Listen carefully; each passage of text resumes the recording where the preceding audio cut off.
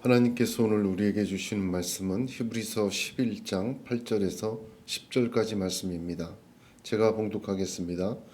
믿음으로 아브라함은 부르심을 받을 때에 순종하여 장래의 유업으로 받을 땅에 나아갈새 갈 바를 알지 못하고 나아갔으며 믿음으로 그가 이방의 땅에 있는 것 같이 약속의 땅에 거류하여 동일한 약속을 유업으로 함께 받은 이삭 및 야곱과 더불어 장막에 거하였으니 이는 그가 하나님이 계획하시고 지으실 터가 있는 성을 바랐음이라.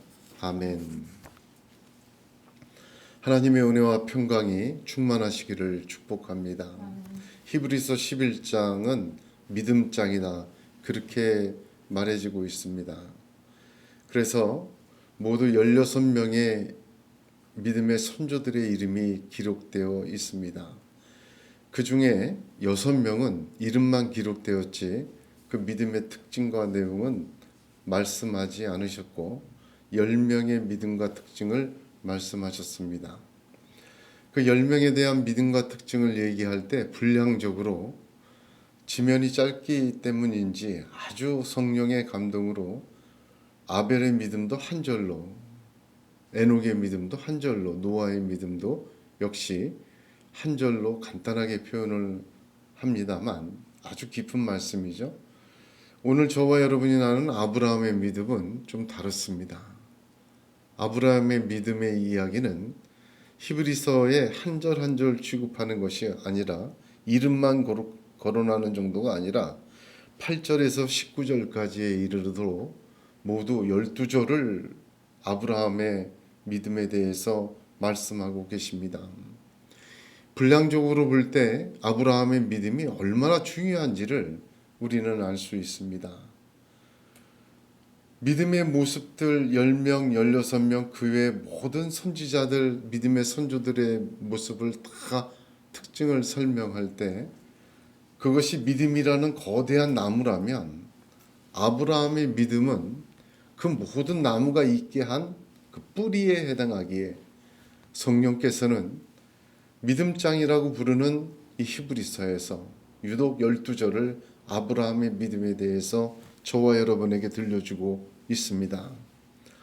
한 절씩 기록된 믿음의 내용에 비추어 보면 12번을 강조한다. 그런 의미로 받아들일 수가 있겠습니다. 아브라함의 믿음이라는 그 뿌리에서 나머지 다니엘의 믿음도, 다윗의 믿음도, 베드로의 믿음도, 저와 여러분의 믿음도 다 피어나는 것이다.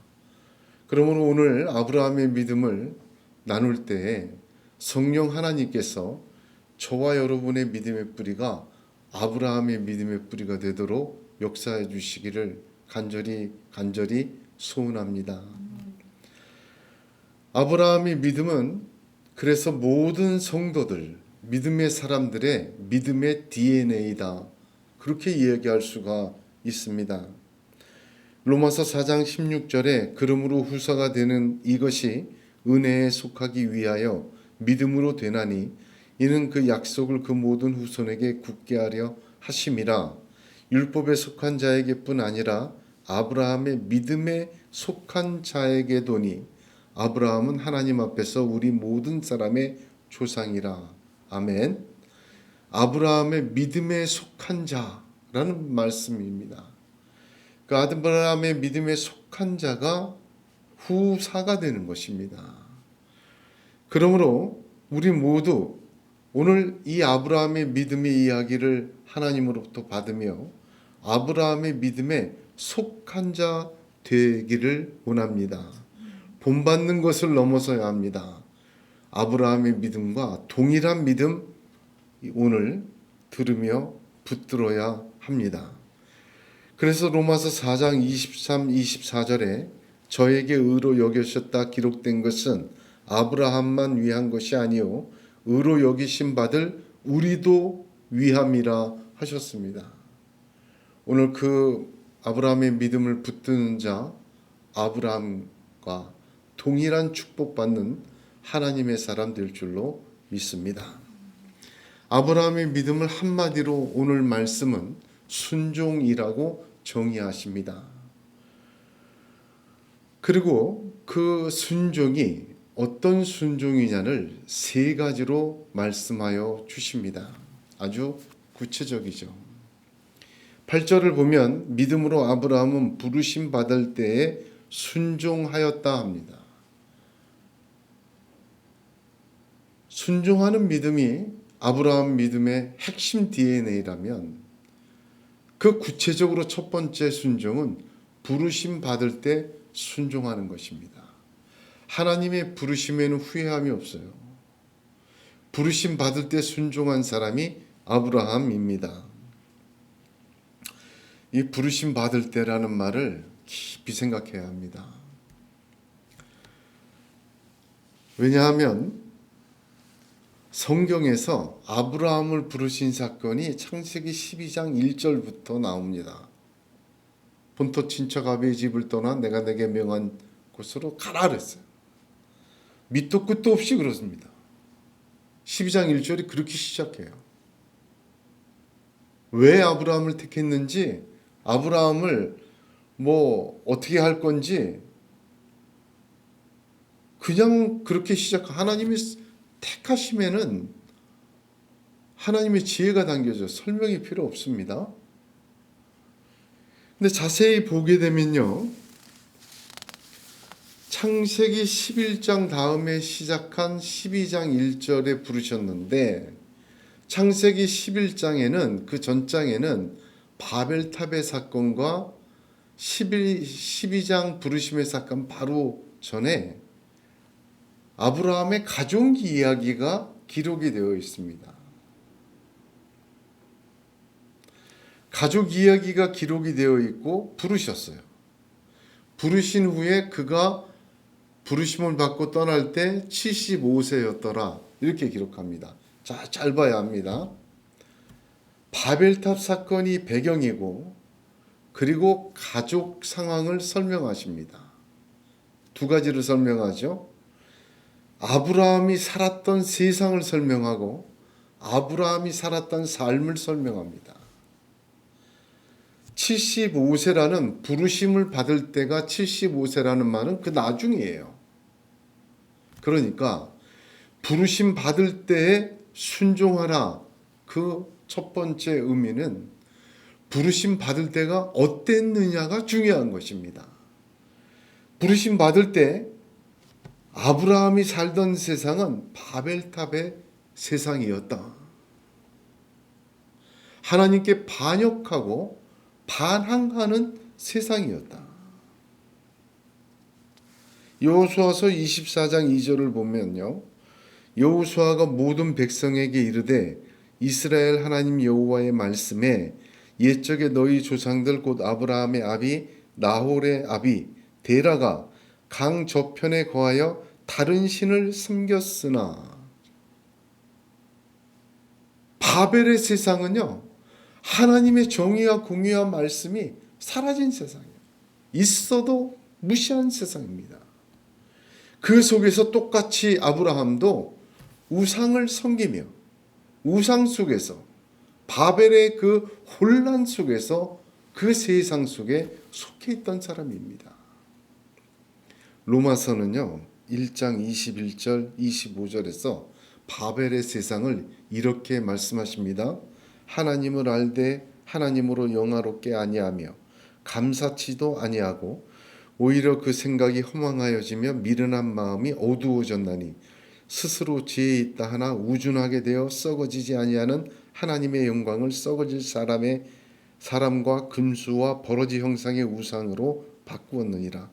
그러므로 하나님께서 저희를 마음의 정욕대로 더러움에 내어버려 두사 저희 몸을 서로 욕되게 하셨으니 이는 저희가 하나님의 진리를 거짓 것으로 바꾸어 피조물을 조물주보다 더 경배하고 섬김이라. 자, 하나님이 내어버려 둔 세상이에요. 그게 핵심입니다. 모두가 하나님의 영광을 바꾸온 세상이에요. 바벨의 세상입니다. 그 속에서 아브라함도 역시 마찬가지로 그 속에서 데라의 가문 그 가정에서 그렇게 살았습니다. 그 바벨의 세상, 그게 부르심에 받을 때입니다. 두 번째로 설명한 것은 창세기 11장 12장 1절이 시작하기 바로 직전에 27절에서 32절에 이렇게 설명합니다. 데라의 후예는 이러하니라. 데라는 아브라함과 나홀과 하란을 낳았고 하란은 롯을 낳았으며 하란은 그 아비 데라보다 먼저 본토 갈대아 우르에서 죽었더라. 이게 무슨 말이죠? 아들 셋을 낳았는데 막내 아들은 죽었어요. 롯을 낳고. 아들 둘밖에 없습니다. 아브람과 나홀만 남았어요. 그 다음에 뭐라고 설명하냐면 사레는 잉태하지 못함으로 자식이 없었더라. 아들 둘 남았는데 하나는 자식이 없어요. 고대에서 아들이 없다는 것은 힘이 없어요. 노동력이 없고 전투력이 없는 것입니다. 데라가 그 아들 아브람과 하란의 아들 그 손자 롯과 그 자부 아브라함의 아내 사레를 데리고 갈대아 우르에서 떠나 가나안 땅으로 가고자 하더니, 의도를 얘기하죠. 이때 누가 빠졌습니까? 그나마 자식 있고 낳았던 누가 빠졌어요? 나홀이 빠졌잖아요. 같이 안 갑니다. 같이 갔다가는 문제가 생길 것 같으니까.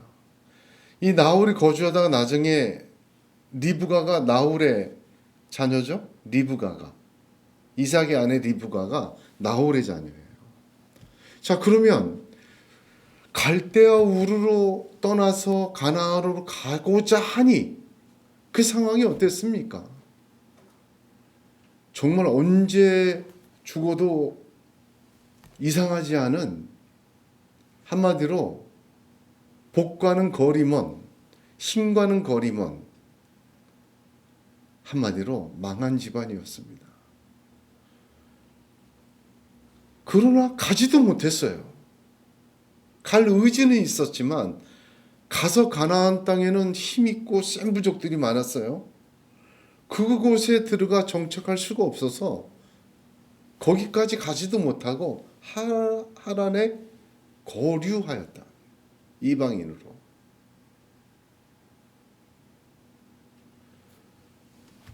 그리고 거기서 죽었어요. 부르심을 받을 때, 창세기 11장이 부르심을 받을 때입니다. 아브라함이 살던 세상은 혼란스러웠습니다. 하나님께 반항하고 하나님의 형상을 거짓으로 바꾸고 하나님이 내어버려 던져버린 세상이 속에 우상을 섬기며 살았어요. 아브라함의 가정 역시 온전치 못하였습니다. 힘이 없었습니다. 그 속에서 아브라함을 하나님은 부르셨어요. 부르실 때 순종하였다. 아브라함 믿음의 순종의 첫 번째입니다. 절망적이었어요. 부르심 받을 때 아브라함은. 고향에서 살지 못해 이방인으로 떠들고 가나안까지 갈 희망도 힘도 여건도 없었고, 집도 없이 거류한 삶이었고, 자식도 얻을 희망도 없고, 앞으로도 얻을 희망이 없으며, 동생은 일찍 죽었고 조카 롯 하나 데리고 있는데 영적으로나 육적으로나 바닥이었습니다. 그러나 그런 부르심 받을 때에 순종하였다. 예수님은요, 십자가의 죽음 앞에서 무력하셨습니다. 십자가의 부르실 때 너무나도 절망적이고 폭력적인 상황에 예수님이 놓여져 있었습니다. 그러나 예수님은 그 상황에 순종하지 않으시고 상황을 고려하여 순종하여 하신 것도 아니며 오직 부르심에 순종하여 내 뜻대로 마옵시고 아버지의 뜻대로 하옵소서 순종의 믿음을 보여주셨습니다. 요즘 세상이 참 어렵죠. 팬데믹 또 이후로 정말 세상이 요동을 칩니다. 정치와 경제와 사회적으로 옳고 그름을 얘기하는 것은 이제는 웃음거리가 될 세상에 살고 있습니다. 탐욕과 자기 이기주의로 세상의 경제적인 삶, 육신적인 삶 굉장히 팍팍해집니다. 믿음으로 산다고 하는 그 세상이 바벨의 세상과 다름이 없다. 저는 그렇게 생각을 합니다. 우리 자신을 봐도 아브라함처럼 복받을 구석이 없어요. 우상을 섬기고 있고 어쩌면 헛된 것을 의지하고 부르시는 음성조차 영적으로 이해가 되지 않고 수용되지도 않습니다. 여러분, 그때 순종해야 합니다. 나의 혼란과 세상의 혼란을 의지하지 말고 하나님의 은혜와 하나님의 진리에 순종하시기를 바랍니다. 내 힘과 내 뜻을 의지하지 말고 그 혼란 속에서는 오직 살아계신 하나님을 의지해야 합니다. 내 생각과 처지와 형편과 상태를 떠나 나를 부르시는 하나님을 믿는 것입니다. 나를 부르시는 하나님에 순종하는 것입니다.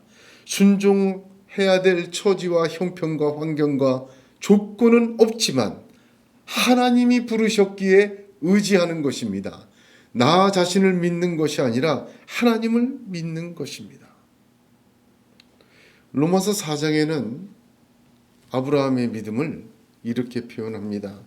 그가 백산화되어 자기 몸에 죽은 것 같음과 사라의 태에 죽은 것 같음을 알고도 믿음이 약하여지지 아니하고 믿음이 없어 하나님의 약속을 의심치 않고 믿음에 견고하여져서 하나님의 영광을 돌리며 약속하신 그것을 또한 능히 이루실 줄을 확신하였으니 그러므로 이것을 저에게 의로 여기셨느니라.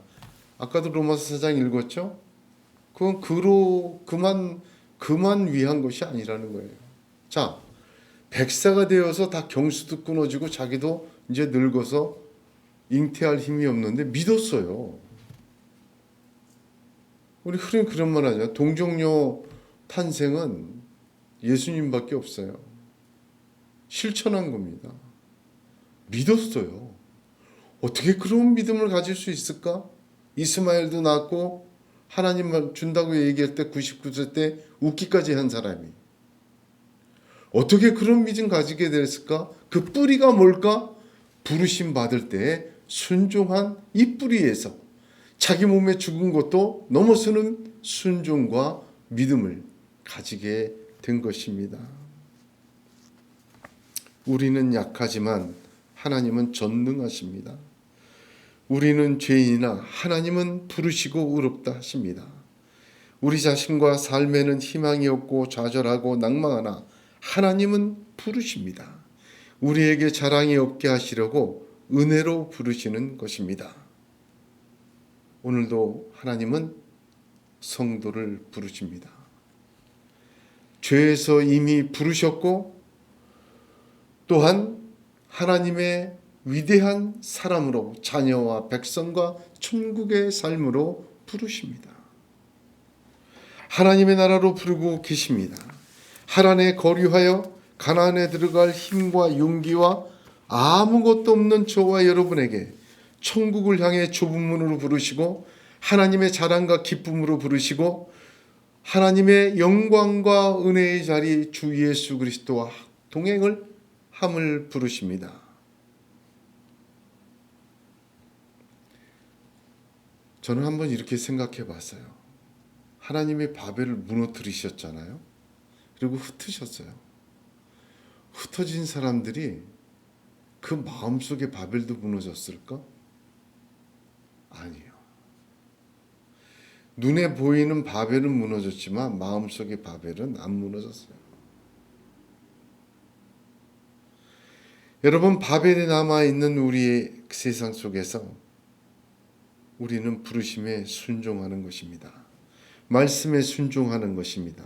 왜요? 하나님이 부르셨기 때문에. 두 번째 아브라함의 믿음의 순종의 모습은 장래의 유업으로 받을 땅으로 나아가는 순종이다. 오늘 말씀에도 부르심을 받을 때 순종하여 장래의 유업으로 받을 땅에 나아갈새 갈 바를 알지 못하고 나아갔다. 두 번이나 강조합니다. 나아갔다는 말을.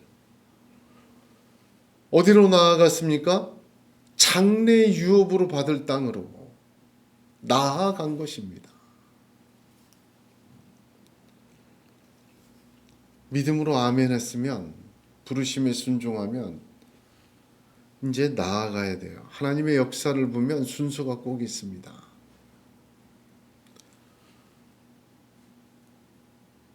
창세기 12장 1절에 부르실 때 뭐라 그러셨죠? 너의 본토 친척 아비 집을 떠나 내가 내게 지시할 등으로 나아가라. 여러분, 먼저 떠나야 돼요. 나아가면은 먼저 떠남이 있어야 합니다.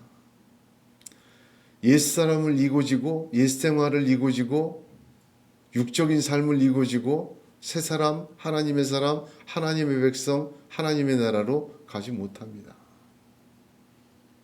이거는 아주 중요한 순서예요.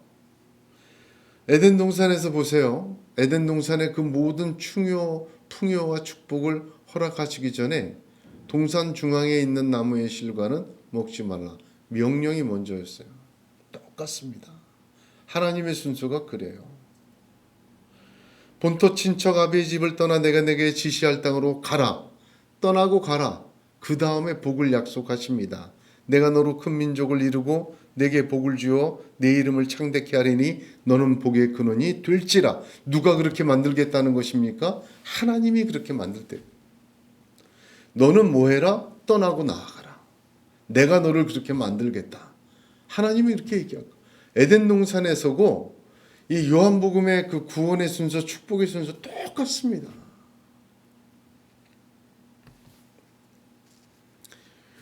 왜 하나님은 명령을 먼저 주시고 그 다음에 축복을 주십니까?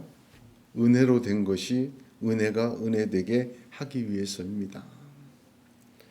하나님의 부르심에 나아감의 순종은 제일 먼저 떠남이 있어야 돼요. 본토 친척 아비 집을 떠납니다. 이는 상황입니다.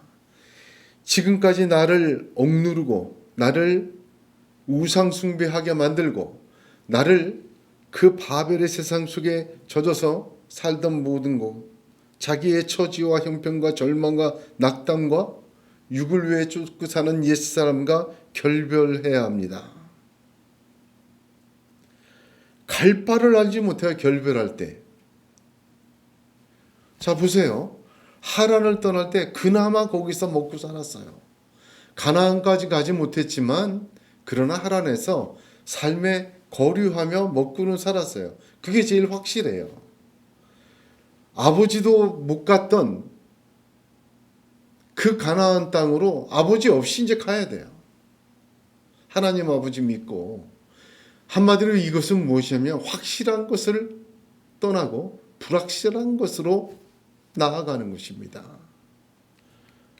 필요한 모든 것을 보장해 주는 현재가 아니라 하나님이 약속하신 장래 유업으로 나아가는 것입니다.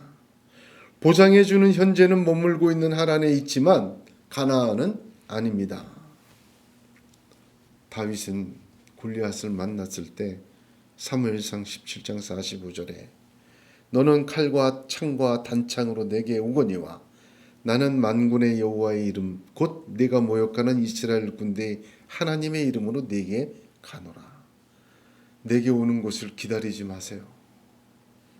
하나님의 이름으로 가십시오. 부르심에 믿음으로 순종해야 합니다. 그리고 나아가야 합니다. 하나님의 이름으로 나아가시기를 축복합니다. 이거 믿음이에요. 그 길이 험하고 때로는 골리앗이 기다리고 때로는 홍해가 막혀있을지라도 하나님은 그 홍해도 가르시고 골리앗도 넘어뜨리시고 험한 길도 찬송의 길로 바꿔주시기를 믿으시길 바랍니다. 하나님은 최후 승리를 하게 하십니다. 우리의 고통과 절망과 질병과 아픔과 가난과 실패가 하나님이 은혜가 은혜되도록 여호와의 이름으로 바꾸어 주시는 하나님이십니다. 하나님 우리에게 계획이 있으세요. 하나님을 의지하고 부르심에 믿음으로 나아가는 자, 하나님이 눈동자와 같이 지키시는 성경의 사람이 되는 것입니다. 베드로후서 1장 10절에 그러므로 형제들아 더욱 힘써 너희 부르심과 택하심을 굳게 하라. 너희가 이것을 행한즉 언제든지 실족지 아니하리라. 아멘. 사람 실족하는 것은 부르심에 나아가지 못해서 실족해요. 이유가 어땠든 간에 부르심의 믿음으로 나아갈 때 그 실족하지 않게 하십니다. 그것이 성경의 증언입니다.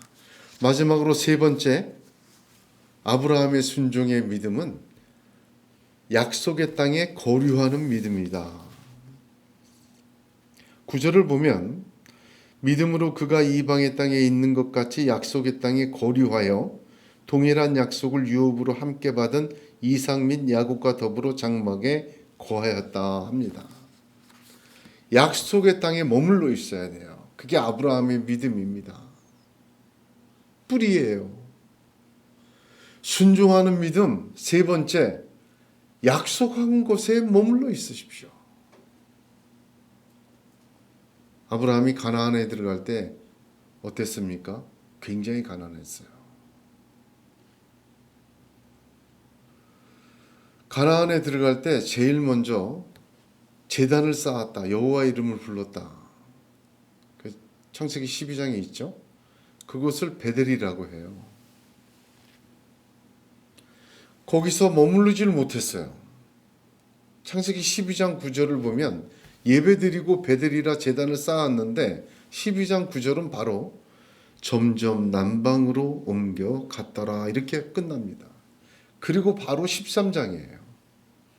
13장은 어떻게 시작합니까? 12장 10절에 12장 9절은 점점 남방으로 옮겨갔더라. 그리고 끝이에요. 설명이 없어요. 그리고 10절에 그 땅에 기근이 있으므로 아브라함이 애굽에 우구하려 하여 그리로 내려갔으니 이는 그 땅에 기근이 심하였습니다. 이 순서 잘 봐야 합니다. 점점 남방으로 옮겼어요. 그리고 만난 게 뭡니까? 사람과 가축을 다 죽일 정도의 기근을 만납니다. 성경의 표현이 얼마나 자세한지 몰라요.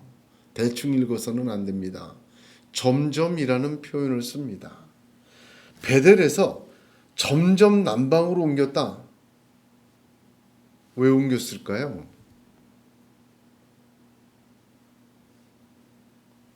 성경을 계속 읽다 보면요.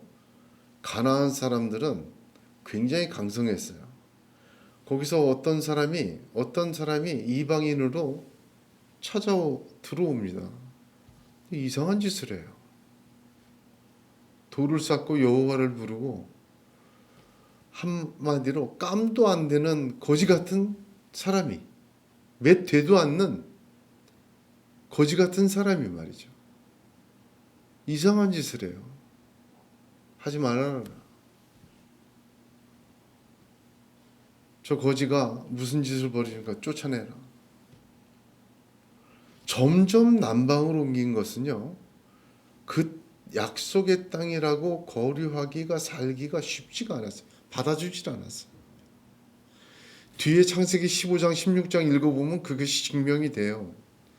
점점 남방으로 옮겨갑니다. 약속의 땅에 거류하기가 힘들어졌어요. 그 땅에 머물도록 세상은 도와주지 않습니다. 그 땅에 머물러서 제단을 쌓고 여호와 이름 부른 것 세상은 박수치지 않습니다. 온갖 것으로 밀어냅니다. 아브라함에게도 이유는 있습니다. 사람 숫자도 적은데 버티기도 어렵고 사람 사는 것이 날마다 눈치 보며 이리 옮기고 저리 옮기고 이게 사람 사는 걸까? 하나님의 베델 사건은 있었지만 그 베델은 결코 눅눅하지가 않습니다.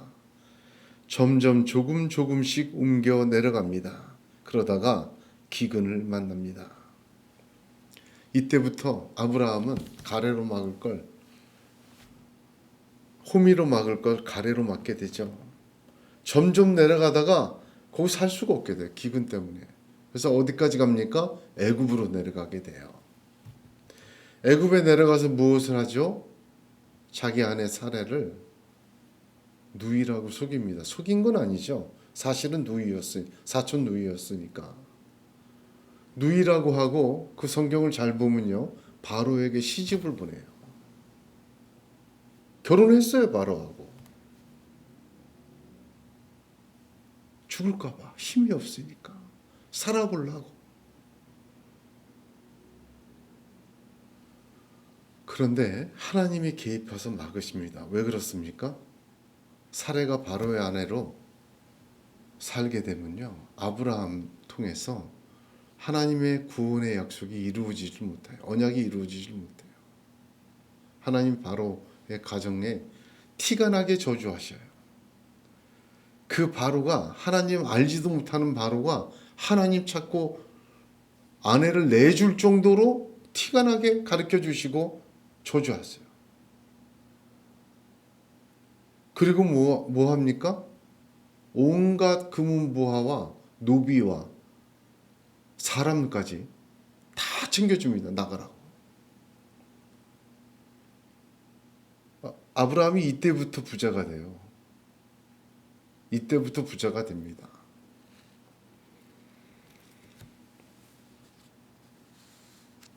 아브라함이 다시 그래서 베델로 올라와요. 그 말씀을 생각하고 베델로 올라와서는 베델을 떠나지 않습니다. 그때부터. 약속의 땅에 거류하는 게 힘들고 지치고 어려워도 붙들어야 되는구나. 여러분, 그 옛날에 미생이라는 아주 재밌는 드라마 있잖아요. 전 다 거의 안 봤지만 거기 그런 대사가 나온대요. 회사는 정글과 같아. 버티기 힘들지. 그러나 나가면 지옥이 기다려. 뭐 그런 말 했대요. 약속의 땅에 거류하는 것이 녹록치 않아요. 그러나 거기에는 하나님의 약속이 있고 언약이 있고 계획이 있어요. 그것을 떠나는 순간 사람의 계획과 마귀의 손짓과 유혹과 계획 속에 파묻히게 됩니다. 그렇게 계속 약속의 땅을 떠나지 않을 때 어떤 일이 생깁니까? 놀라운, 창세기 14장 놀라워요. 그때 보여준 사건이 뭐예요? 거길 떠나지 않을 때 막 은금이 풍성해져요.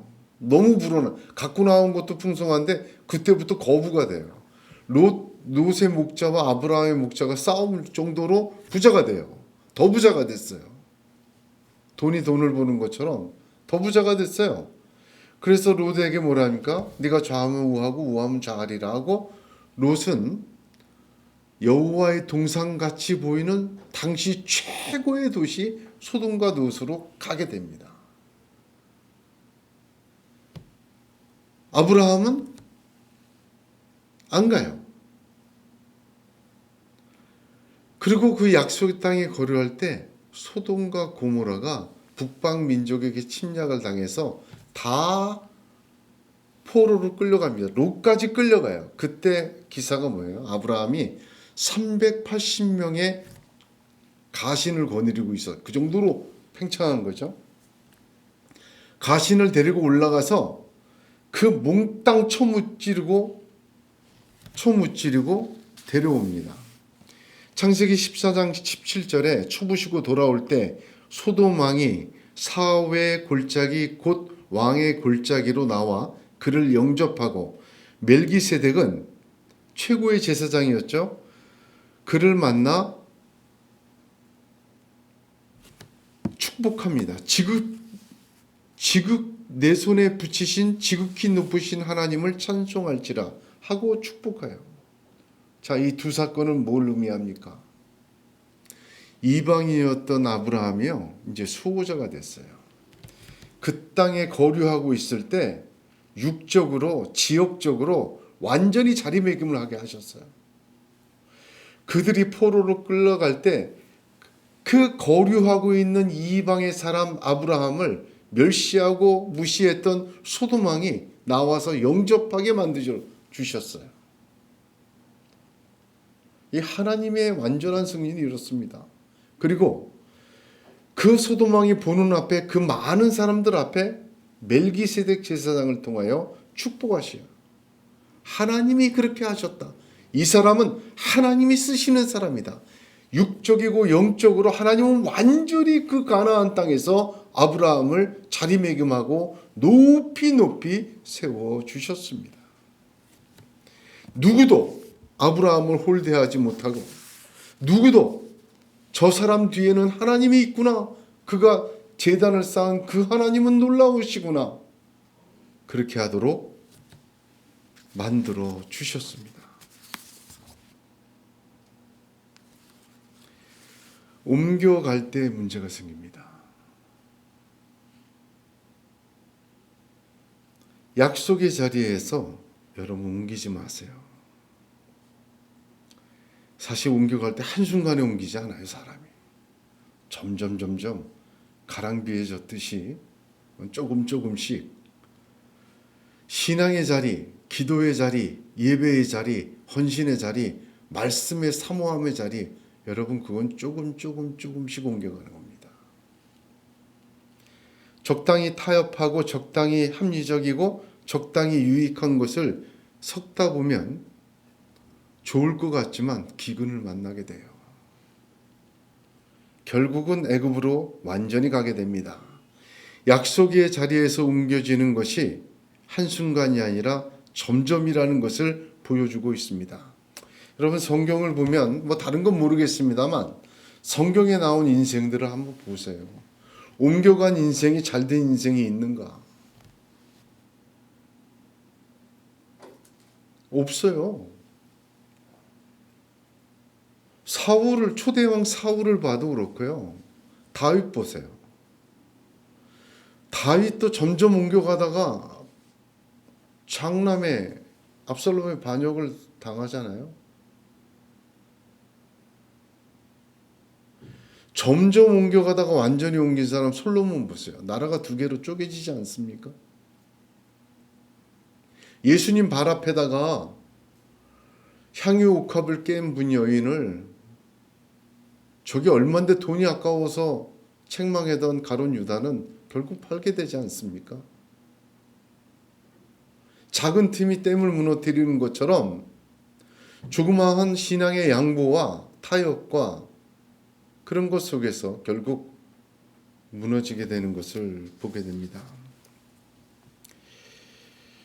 농부는 기근을 만나 굶어 죽어도 이삭을 베고 죽는다 그랬어요. 여러분 아무리 어렵고 힘들어도 머물도록 박수치지 않죠. 도와주는 것 없어요.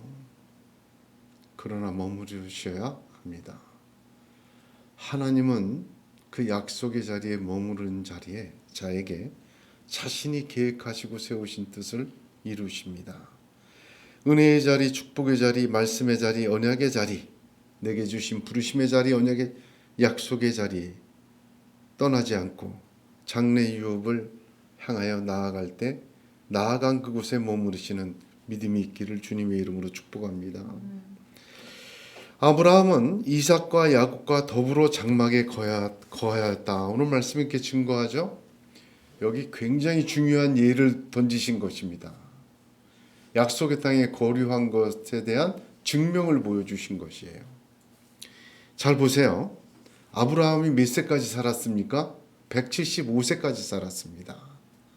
그가 아들을 이삭을 얻은 것이 100세에 얻었으니까 이삭이 75세까지 살은 거예요. 아브라함이. 그런데 이삭은 몇 살에 결혼합니까? 제가 다 설명해 드릴게요. 40살에 결혼해요. 리브가와 40살에 결혼해서 몇 살에 야곱과 에서를 낳아요? 20년 후 60살에 낳아요.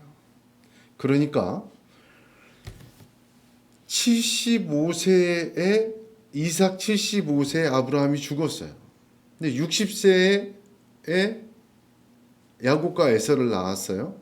그러니까 아브라함하고 몇 년 같이 살았어요? 야곱가에서는 15년은 같이 살았어요.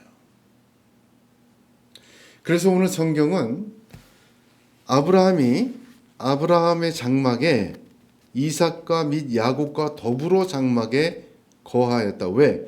동일한 약속을 유업으로 함께 받은 자들이다. 이렇게 표현합니다. 근데 여기 누가 빠졌죠?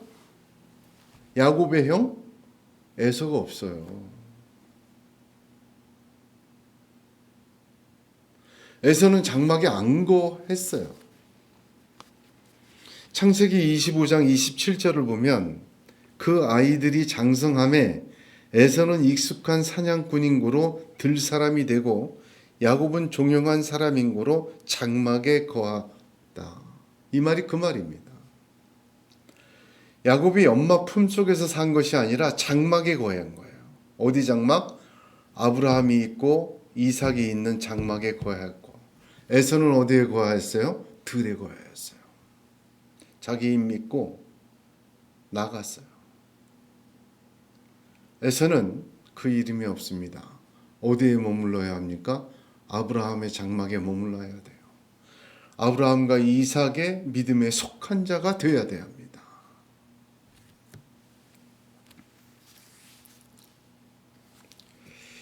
오늘 말씀 10절에 이는 그가 하나님이 계획하시고 지으실 터가 있는 성을 바랐다.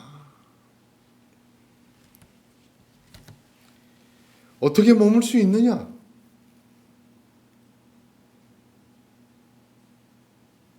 머문 결과가 어떠냐? 야곱과 에서를 봐라. 근데 무엇을 가지고 그렇게 버텼냐 이거예요.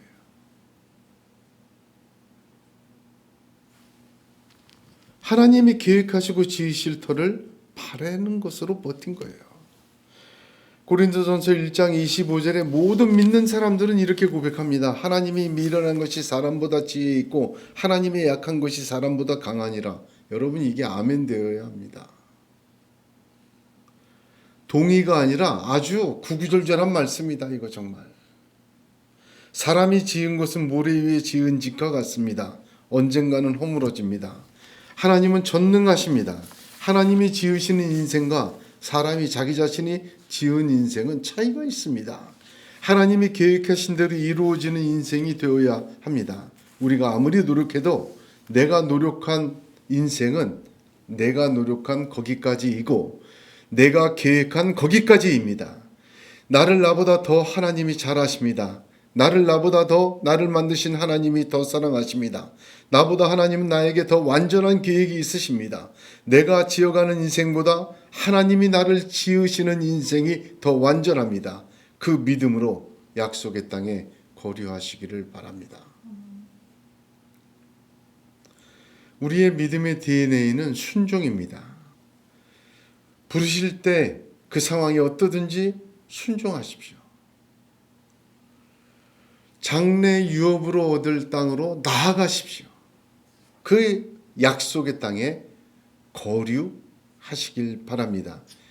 그 믿음의 DNA, 그 순종의 DNA, 부르심에 순종하고 나아감에 순종하고 머물러 있음에 순종할 때 하나님은 그 사람을 결코 외면하지 않으십니다.